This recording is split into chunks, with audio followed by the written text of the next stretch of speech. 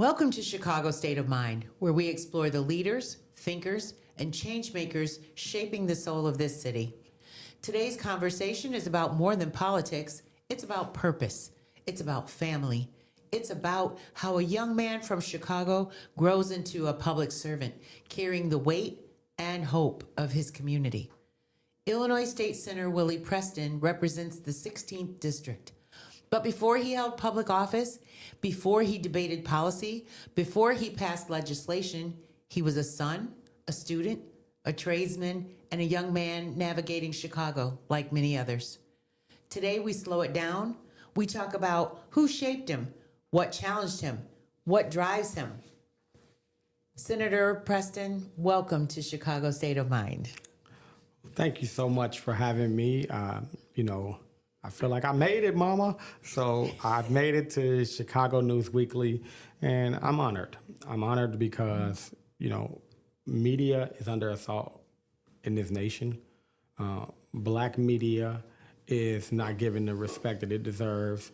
But when it comes to you and Chicago News Weekly, you're defying the odds, and I'm just honored to be a part of this. Well, thank you. Thank you. So let's start at the beginning. You were born and raised in Chicago? Yes. Okay. What kind of household did you grow up in? Well, I'm born and raised in Inglewood. My mother and father, I was born in 1985 on the south side of Chicago in Inglewood. I'm the middle of 5 boys. And I always tell people my earliest memories, I thought I was like part of the Jackson 5 family. My father would have us sitting around the record player singing, my 5 brothers and I. And he and my mother were a young, beautiful couple. And we had German Shepherds, and my mom would do knitting of their sweaters. When we had a great family. She was awesome. Then they divorced or separated. And I've always told people, for me, it's like the light turned into the darkness. From that point to the remainder of my childhood, quite frankly, it was significant poverty, and it was like you spoke to in the intro. It was a more traverse navigating of Chicago. Childhood involved gangs, for sure, and being a part of them. And overcoming them, ultimately overcoming that unfortunate reality that so many young black boys face in the communities on the south side and the west side, particularly growing up in the 90s and the early 2000s like I did. But by the grace of God and by the grace of my goddess, my wife Brittany, we were able to transition from that to being a productive member of society. And now I find myself being called the Honorable State Senator of the Sweet 16th District, as I like to call it. Isn't that something when people say the Honorable, right? Not to go off base, but I remember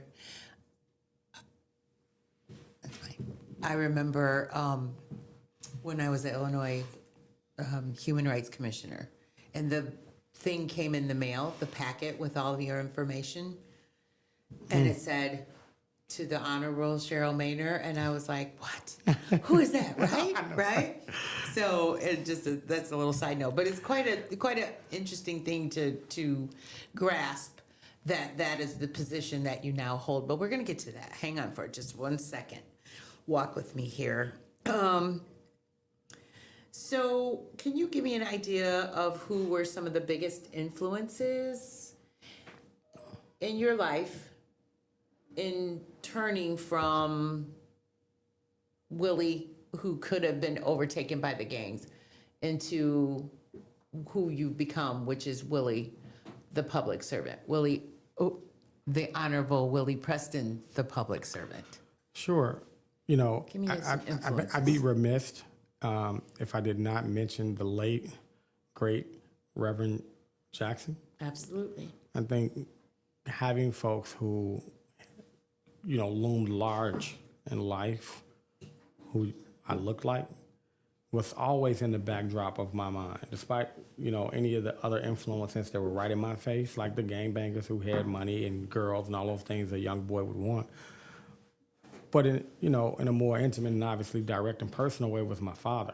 My father owned a small remodeling business, and he would always take my brothers and I and my cousins and other people from the community and teach us how to paint and do siding and drywall. And he was always trying to steer me towards living a productive and positive life. So it's my father.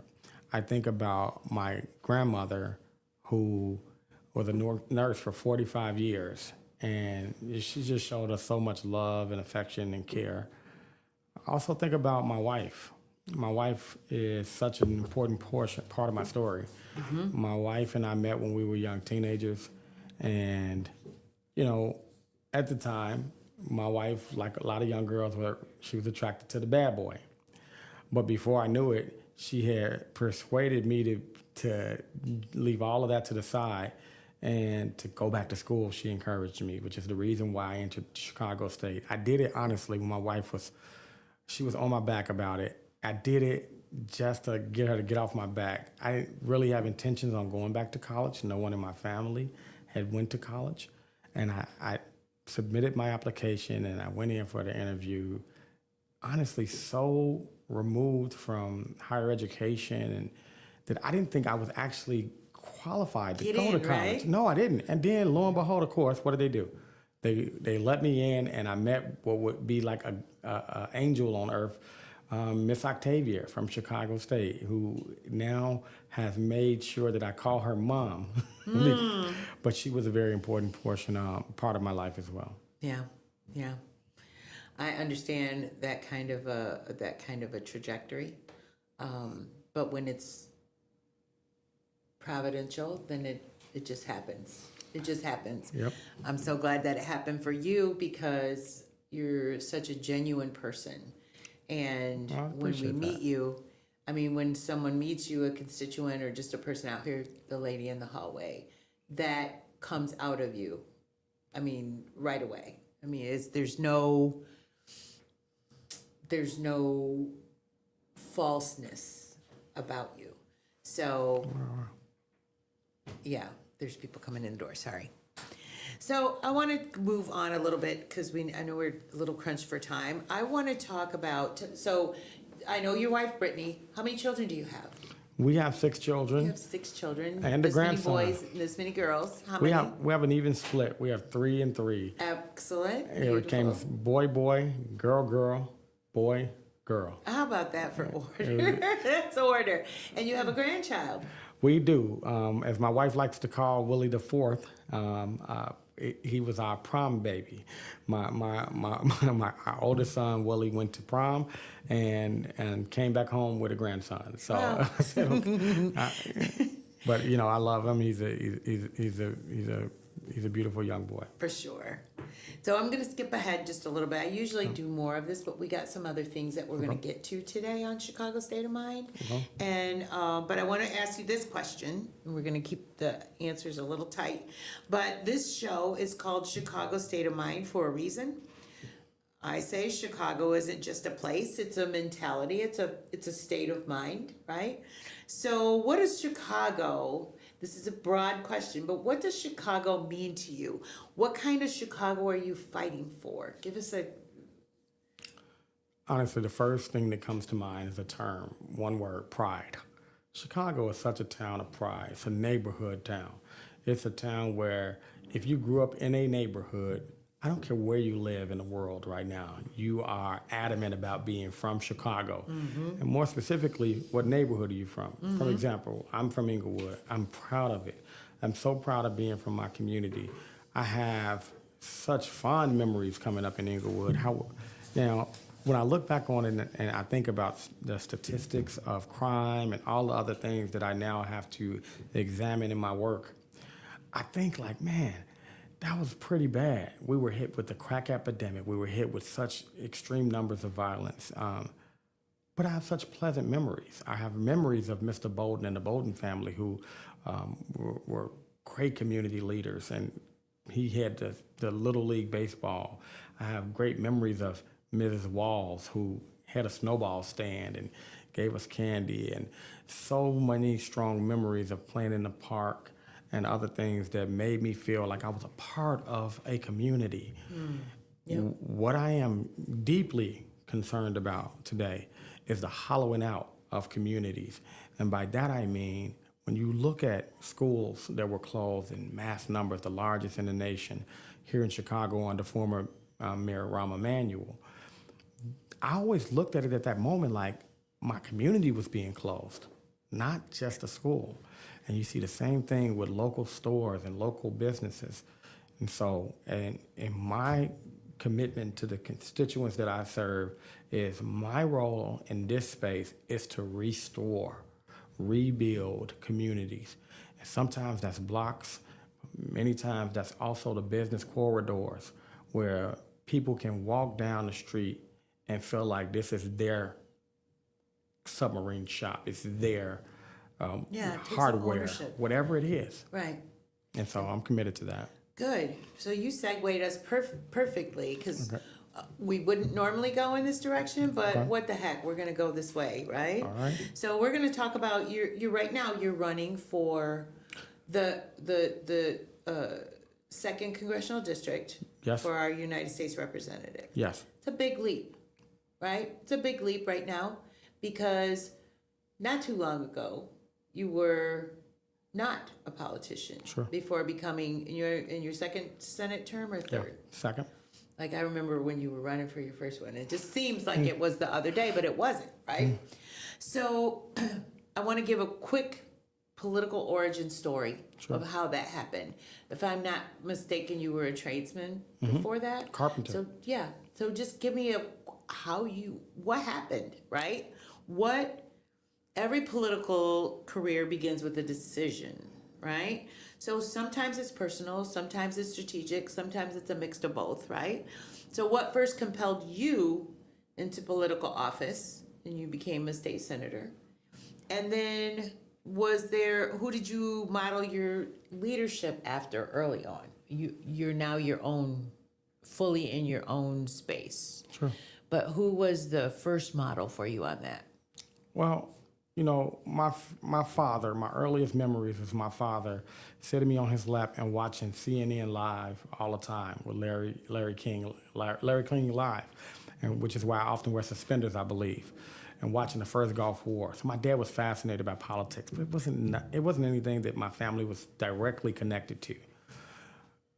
When the economy crashed and my wife compelled me to go back to school, she compelled me to go to Chicago State.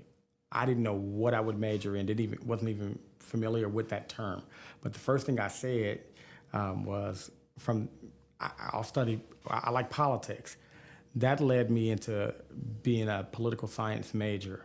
At a Chicago State University gala, I was advised to find someone in the field of study that I was in. And the first politician I found just happened to be the chairman of the Black Caucus at the time. His name is Ken Duncan. Right. Ken Duncan was a former state representative. It was. And he was. He ultimately made me an intern and then hired me.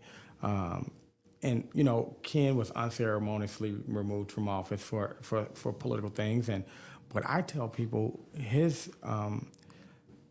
him opening doors for me was paramount because he set me in a space with former Speaker Mike Madigan, the legend Karen Lewis, Esther Gorlar, all these people. Yeah. And it was at that, I remember specifically being in a meeting and thinking to myself, I can be a politician. It was, and I'm going to run for office. I can do this. That we was were it. Watching what he did, and he could do this. Ken Duncan was certainly a powerful state rep, and however his political career came to an end, his impact was what it was, and that's something that just cannot be denied. It's true. One of the things he used to always say is, trust the youth. And he would put me in these weird situations where I couldn't first of all, I couldn't believe I was working for a politician. And then he would put me in rooms with people and then tell me, okay, what decision should I make? Should I vote yes? Should I vote no? Should I speak out against it? And I'd be like, looking at him, it's like, it's a trick. But he gave me an opportunity to really see how power was exercised. And I think, and I'm gonna always be very grateful for him for that opportunity. Okay. It's gratitude. Yeah. matters. Gratitude matters. Thank you for saying that. So let's just ask you, because I want you to have time to talk about your legislative record for a little bit. Okay. But then I want to go into move into the campaign because I'm really curious to hear some things about the campaign, and it's really heating up, right? So let's talk about your legislative record first of all. Tell everybody when you were first elected. I was elected in January of 2022. Okay. No, I'm sorry. I apologize. I was elected in June of 2022. I took office January 11th of 2023. Since that time, I have been elected to become the chairman of the Senate Black Caucus, the strongest caucus in the state of Illinois. I'm very proud of that, and my colleagues for giving me the confidence to lead our caucus in some very turbulent times. I've had a record of focusing on consumer protection. I became the chairman. I was appointed to be the chairman of the Consumer Protection already. I focused on some heavy legislation that most freshmen are generally not carrying, like the Illinois Food Safety Act. It's huge. It prohibits certain dangerous food additives that are causing cancer, hypertension, banning them from being inside of our food supply. That's taken on the manufacturing industry. Those are giants. Right. They threatened me if I moved this bill, they would do a massive multi-million-dollar, whatever was necessary, campaign against me. Because it was really going to impact their bottom line. And we moved forward anyway. Right. But it was going to help, but it would help, it was there to protect the people. 100%. So you were willing to take on that kind of a fight, even though it was could cost you everything? My father said the other day, actually, he said, he was talking to my son and I, and he said, Will, you've been a fighter your whole life. He said, I remember when you were young in the neighborhood, I kept saying, why are you fighting so much? And you told me, Dad, I just like to fight. And I've told my children and my wife that it's a different type of fight now. It's a mental fight, but it's a fight that's worth fighting for people. And I truly do mean that. When I ran for office, I was not supported by the party. That's fine. After we were successful, after we were outspent 30-1. All of my Senate colleagues today endorsed and gave money to my former opponent. I made a vow to not be a sore winner. And with that, I went and I started to talk to everybody who didn't support me and started to build relationships. I went across the aisle. Even though we don't have to, we have a supermajority. I introduced myself to all of my Republican colleagues. And now today I find myself to be most effective because I'm the most bipartisan state senator in the state of Illinois. And even those Republicans who had really, really difficult times voting for this bill, the Illinois Food Safety Act, they voted for it. And they spoke up, some of them, on the Senate floor and said why they supported it. And I think that is a really good training to be the congressman, because in Washington, in this nation, unlike Illinois, this nation is really split 50-50. And you said something that I think I'm very proud of. I did not come into politics being a performer. I told people the truth. I didn't even know if I could win, honestly. So I just was myself. And one of my constituents, I love him so much, his name is Mr. Mayo, and I'm very, very deaf on my seniors, so I do a lot of senior events. And he introduced me a couple of weeks ago, and he said, well, I want to say this. We sent Willie Preston down to Springfield black, and he came back black, and we proud of that. So I said, yeah, I'm proud of that. I'm very proud of that. I do understand. I understand that sentiment. And what you were just saying in terms of moving on into Congress, we just watched the State of the Union address this week on Tuesday. Well, I watched it Wednesday morning, but I don't think that there is any greater representation about the chasm, and I'm not just going to call it a split, I'm going to call it a chasm. Mm-hmm. It is that wide between what we have now, which is the Republican side or the right side of the aisle, and the left side of the aisle, the Democrat side. And when we are at a point in our nation's history at 250 years old where we cannot agree on even the most basic tenets of our country's founding or what we're supposed to be, right? Then we have real problems. And I'm not placing, there's no judgment on whose side is right, whose side is wrong on that. I'm just talking about just the basic stuff, right? We're all in this country, we're all American citizens, however you got here, and we all have our own American thing and culture and whatever. And if we can't even agree on that, if we can't even stand up and say, I disagree with you, but I will die for your right to believe what you believe, I think we're in trouble. So what you were saying about bipartisanship, I think going forward, electing representatives who have a commitment to that, to listening to what the other side is, considering it, doesn't mean necessarily that you're going to get to the point of agreement or whatever, but it's just important to hear what the other side thinks, and it's important for them to hear what this side thinks, right? Because somewhere in here legislation has to come out for what's best for the American people, and I feel like it's been so lost. And when I listen to you and I hear you and I look at the consumer protection legislation that you were able to get passed, I think you got some criminal justice reform passed. Did you get some legislation on education access and funding passed? Absolutely. All of that could not have happened, even though it's a supermajority. It still had to have a balance in there for it to be good for all of Illinois. So my hats are off to you. But you're ready to take on this fight going into Congress?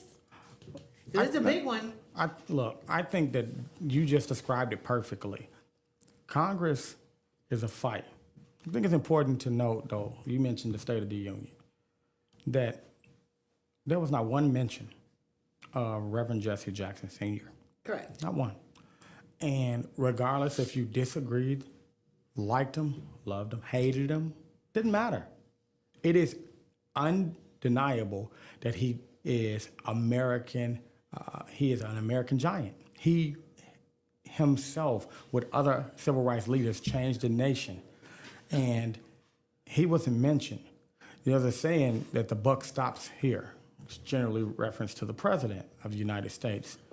And nobody in the world, not in the nation, nobody in the world has an opportunity to shape the planet than the President of the United States. And to describe his failure, there are no words that can come to my mind. His failure in uniting the country, but his failure in making the country understand the challenges that it always is going to face in every generation is making sure that freedom is paramount, and that no matter where we come from, we're all connected. We're all one family. Great. And it is not only okay for us to fight amongst each other through our debate, through our elections. It is necessary for this nation. But it's something deeper at play here.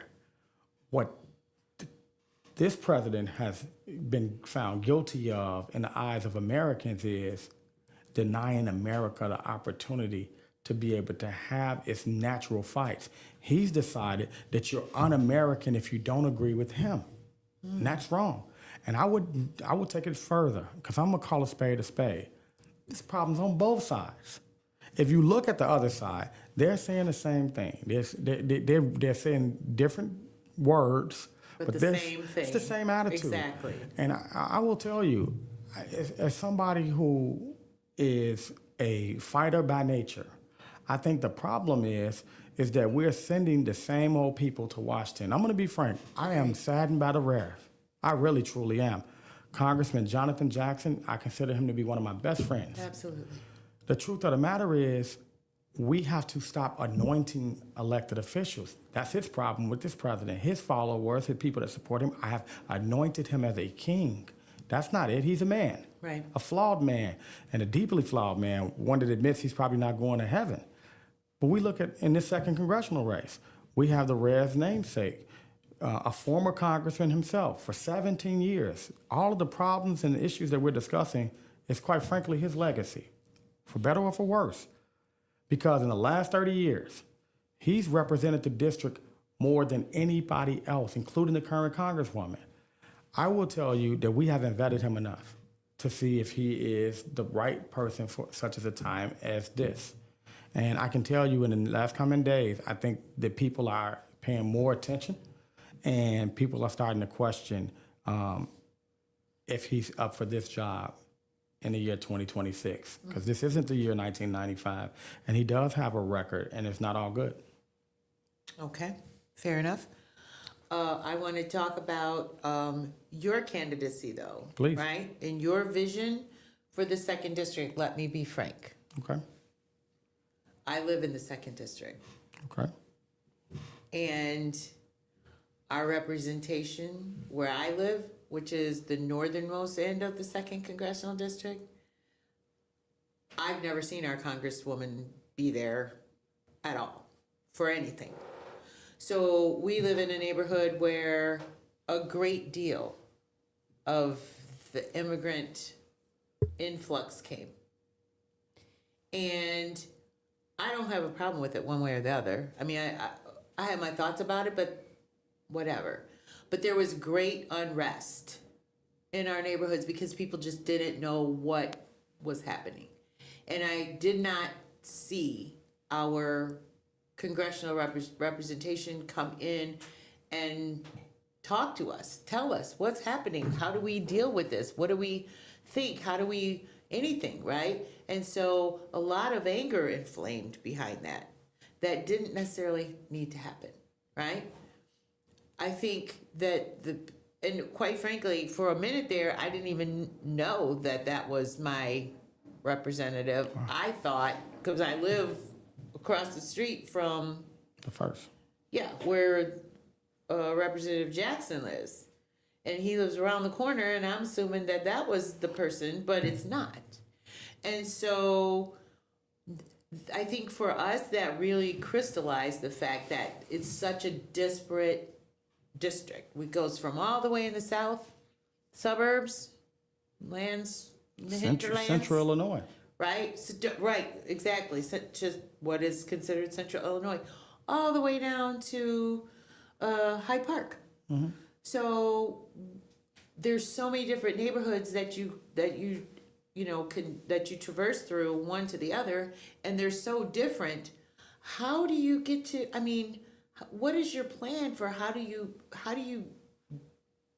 represent something that's that diverse? I'm already doing it. And Okay. a lot of people should know that the current district that I represent is a microcosm of the larger second congressional district. My Senate district represents Inglewood, and it represents Bridgeview. Bridgeview is Little Palestine. I just was over there the other day. It's amazing. I represent Greater Grand I Carlson. had no idea it was like. And I represent Payless Hills. It is entirely, so I start on the easternmost end at basically Anthony, Stony Island, and go all the way to Payless Hills. I have Greater Grand Carlson, Auburn Gresham, Wrightwood, Jeez. Burbank, Bridgeview, Hickory Hills, all these places. One of the things that I know that I am the most proud of, legislation, I can talk about the appropriations of tens of millions of dollars. I'm building a school right now for black children. Right now, not in 20 years, it's beautiful. We're building a local grocery store right now, not in 20 years. We're gonna break ground this year, not in 20 years, see the thing, on a mental health facility. What I have done extraordinarily well, and I can't give myself all the credit, but I have tapped a team that is committed to my direction of being the #1 constituent serving Senate office in the state of Illinois. And I don't sleep much. And I have a very, very, very supportive family, my wife and our children, and they are incorporated in my life and in my professional life, which is pretty unique. What I'm gonna do is what I've been doing at the state Senate level. You're gonna know me. I'm gonna be in your district with regular town halls. You're gonna know my staff. They're going to be equipped with, this is your zone. People from the 43rd Street end in Hyde Park all the way to the suburban line should know you if they don't know me, they should know you, and they're going to get to know me. And we're going to staff an office that's comprised of people from the 2nd Congressional District. That's what I've done here in the state Senate. So multiple offices? There are going to be multiple offices. There has to be. Yeah. But in addition to being offices, there's going to be people that are going to work for me are people that I have already discovered that are working for the people already in their communities. That's the way this works. We've gotten away from that. What we have figured out how to do is, okay, if you helped me in my election, then I owe you this amount of jobs. If you helped me in an election, I owe you that amount of jobs. Right. If you're a political leader, I owe you that. No. That's not how it works. And the reason that you felt the disconnect that you just described you felt is because we continue to go the same direction. I tell you like this. If you all want something different, you got to send different type of leaders. And I'm a different type of leader, admittedly. What I will tell you in terms of the migrant front, I was different on that issue. Because the truth is, I take a different position. We have to stop just being regurgitating rhetoric from consultants. We have to be real individuals. How can we afford to house, take care of the health care, education, and all the other needs of migrants who put no money into the pot when we haven't even completed the mission of uplifting the African American communities and the undocumented people that are already here? Now, we're in an age where people don't want to say anything that they consider to be mean-spirited or harsh. Well, here's my reality. When I have a kid in Ford Heights who can't enjoy a police department because they're a financially insolvent community, right. When I have a grandmother in Harvey, Illinois, who can't afford to go to the grocery store, when I have thousands of thousands of people. Is there one to go to? No, there's Right. not.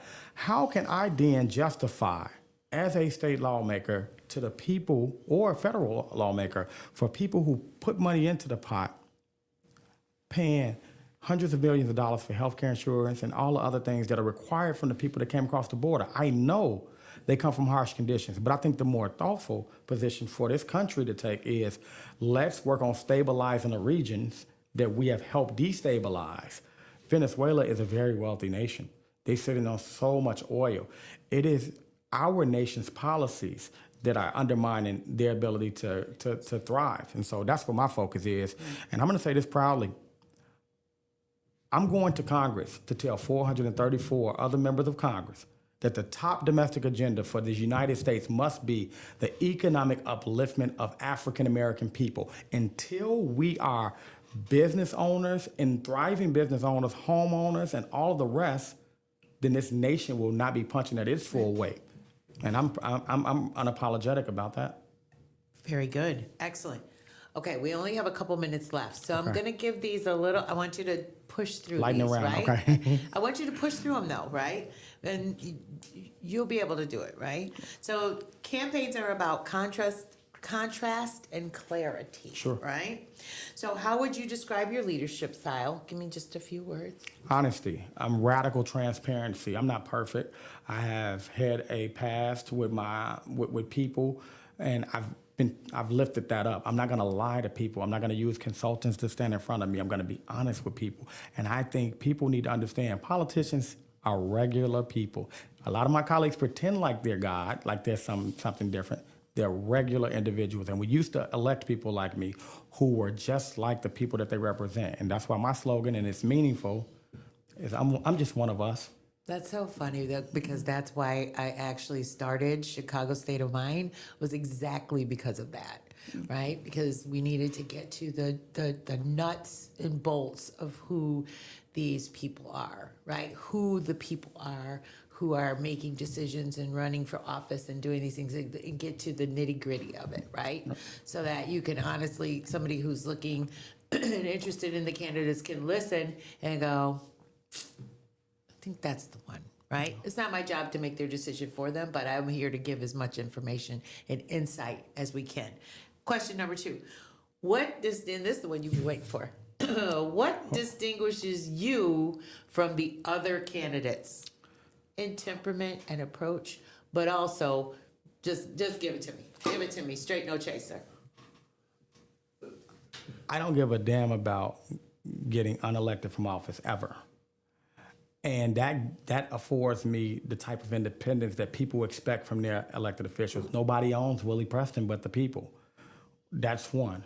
Two, I actually love people. I love the people that I represent, and I'm not going to say talking points. I'm going to say black people. I'm going to say Latino people, Hispanic people. I'm not going to say people of color or whatever terms is being used. I'm going to be very grounded. Secondly, a report came out today with one of my colleagues, or one of my opponents, Robert Peters.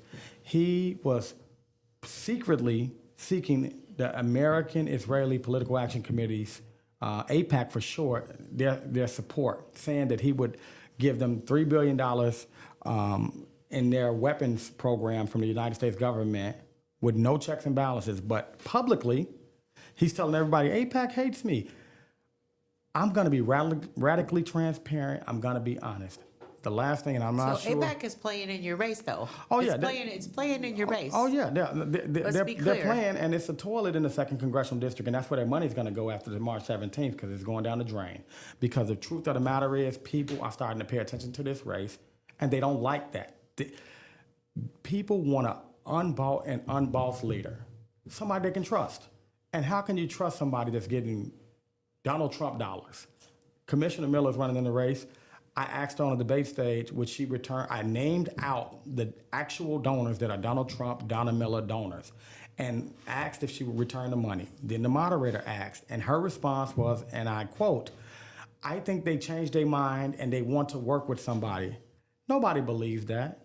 Donald Trump was just reelected with the money from these people. They didn't change their mind on Donald Trump. They just figured that they know that this is a Democratic seat and they wanted to purchase a congressperson. For the cheap, might I add. And she's so desperate to be a politician, to be a member of Congress, that she's willing to accept that money. I'm not. So very, very, very, very different. And I will close with this, and I hope that my vulgar language isn't bleeped out, but I believe this. There are two types of elected officials, what I've discovered. They're ass kissers, and there's ass kickers. I'm an ass kicker. I was an activist before I was in elected office. And I did so because I fought for things that I cared about, like Laquan not being just murdered in the streets with impunity. And so many of our activists, like myself, we gathered and we moved this city and we made change. For sure. But now it's time for us to make change in a more formal way, in my view, as elected officials, because we are thoughtful enough to make change this way. And I'm proving that in my current role as a state senator. Imagine what I'm going to do when I'm in the Congress. I'm not going to change the state like I've been doing. I'm going to change the nation and the world. Okay. Let me just do this. I want you to give the audience the pertinent information for them to make a decision for you on Election Day. Tell them why. Vote for me and give them your punch number, and then we will be finished. And I appreciate you coming in today. Go ahead. I'm State Senator Willie Preston. I was not supposed to be a politician. I started my career as a janitor, cleaning floors. My wife, every time I came home, told me, I got something to tell you, I'm pregnant. And that happened 6 times over. I ran out the house and got a new job. So I've been a janitor. I worked overnight at Home Depot. I've been a butcher and then became a carpenter and a small business owner. I'm a working class person looking to represent a working class district. Many of my other opponents, they've never really had work. They're just another politician, and they're being paid and bought by people from outside of the district. For me, I say this clearly. Elect Willie Preston, I'm going to build us a hospital, a level 2 trauma hospital. If you elect me, I'm going to build us a trade school so we build not just the next buildings or airport even or any of that, but the next generation of builders. We need carpenters, plumbers, electricians, and I've already done this work. I've built a trade program in my district in the 3 years I've been there. Young people in an alternative school now have trades that they're coming out with. They're electricians today contributing to my campaign. I'm a family man. I'm not going to lie to you. I'm going to Washington to tell 434 other members of Congress that we must uplift the African Americans in the United States before we do anything else. And if we do that, we're going to lift everybody else with us. You can go to my website, electpreston.com. Again, that's electpreston.com. And I'm asking everybody to go and punch 34, like Walter Payton. like Walter Payton. Senator, we could go on like this for hours. I mean, you're fascinating. You're absolutely fascinating. And I enjoy talking to you. And I know our audience has enjoyed listening to you. It's very soothing. So thank you. So will you come back and see us again, please, very soon? I'm be honored to come back. I think Okay. I just want to close with this. I think that, you know, for me, this is the honor of my lifetime, sitting across from you, and I do mean this. And I'm gonna tell you why, because nobody wants to be associated with the lowest of the lowest. Our communities are suffering, and what I see when I see you is excellence in the journalist space. It's excellence, though, and I want to make sure that I continue to build a relationship with you. I want to promote and highlight you and your work and your organization, because I can tell you I'd much rather come here than the Tribune. Shots fired. Shots fired. Thank you, but received. So Senator Willie Preston, thank you for allowing us to see not just the legislator, but the man behind the title. Chicago State of Mind is a product of Chicago News Weekly and CNW Studio. Today's episode is produced by Cave Room Entertainment. You can find more episodes of Chicago State of Mind by visiting the CNW Network on Apple, Spotify, Spreaker, and YouTube podcasts. Be sure to visit cnwmedia.com to catch up on all the latest issues of Chicago News Weekly. For the CNW Network, I'm Cheryl Maynor Norman. Until next time, stay informed, stay engaged, and stay rooted in purpose.